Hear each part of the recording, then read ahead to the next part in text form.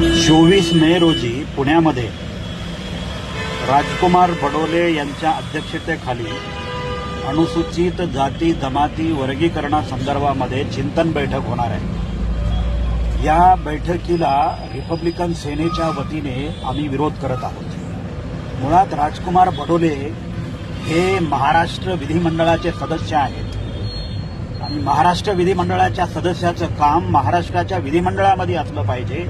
इकडे चिंतन बैठका घेऊन काही होणार नाही आहे। लोकांनी तुम्हाला मतदान देऊन विधिमंडळामध्ये चिंतन बैठका घ्यायला पाठवलं नाही आहे। राजकुमार बडोलेंना खरंच जर आरक्षण उपवर्गीकरणासंदर्भामध्ये आत्मीयता असती, त्याला जर प्रेम असतं आपल्या लोकांबद्दल, तर त्याने अजूनही जे अनुसूचित जातीचे आमदार आहेत त्या सगळ्या आमदारांना घेऊन महाराष्ट्राचं विधानमंडळ बंद पाडलं असतं।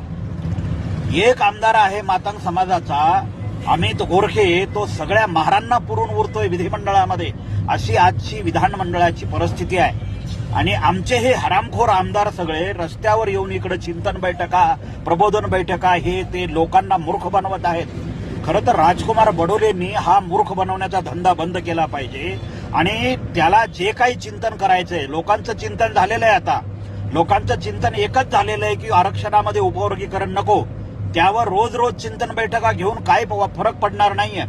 त्यामुळं राजकुमार बडोले यांनी पहिला स्टँड असा घेतला पाहिजे की विधिमंडळामध्ये आवाज उठवा, विधिमंडळाला स्पेशल अधिवेशन बोलवायला हवा। एखादा अहवाल एखादं राज्य तयार करतं आणि ते अहवाल ज्या लोकांच्या जगण्या आणि मरण्याशी निगडीत आहे त्या लोकांनाच माहिती नसतो, असा अहवाल तुम्ही त्या लोकांसाठी पब्लिश करू शकत नाही। मग तुम्ही विधिमंडळामध्ये कशाला कामं करताय?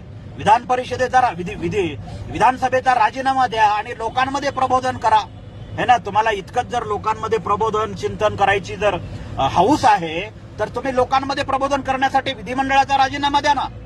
विधिमंडळामध्ये तुम्ही आहात कशासाठी? लोकांचे प्रश्न विधिमंडळात मांडण्यासाठी। मग हा विषय तुम्ही विधिमंडळामध्ये का मांडत नाहीत? रस्त्यानं बोंबलून फिरून जर न्याय मिळाला असता, चिंतन बैठका घेऊन जर विधिमंडळाचे प्रश्न सुटले असते तर ती विधानसभा ठेवायची गरजच नव्हती, है ना। आणि तुम्ही आमदार झालात कशासाठी? लोकांचे प्रश्न विधानमंडळात मांडण्यासाठी का इकडं रस्त्यानं फिरून सभा घेऊन कार्यक्रम घेऊन मूर्ख बनवण्यासाठी? हा मूर्ख बनवण्याचा धंदा राजकुमार बडोलेंनी बंद करावा। आणि आरक्षण उपवर्गीकरणाच्या संदर्भामध्ये राजकुमार बडोलेंनी बद्दर समितीचा अहवाल पब्लिश करण्यासाठी राज्य सरकारवर तिथं विधानसभा बंद पाडा। महार आमदार जे आहेत सगळे घेऊन, जे अनुसूचित जातीच्या वर्गीकरणाच्या संदर्भातले आमदार आहेत त्या सगळ्यांना घेऊन विधानसभा बंद पाडा ना। तुम्ही रस्त्यावर येऊन काय लोकांना च्युत्या बनवताय, मूर्ख बनवताय तुम्ही लोकांना।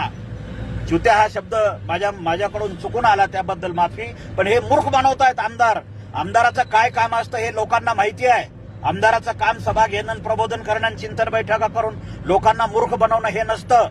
तुम्ही विधानसभेमध्ये आवाज उठवा, विधानसभेमध्ये हा विषय गाजवा आणि तो बद्दर समितीचा अहवाल सादर करायला सांगा, पब्लिक करायला सांगा तुमच्या मुख्यमंत्र्याला।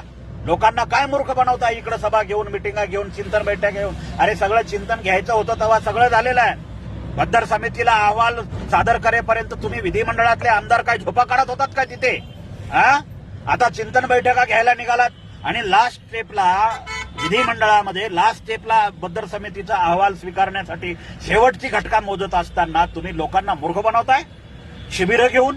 हे शिबिरं बंद करा, नाहीतर पुण्यामध्ये राजकुमार बडोले यांच्या तोंडाला काळं फासण्याचा कार्यक्रम आज आम्ही चालू करू।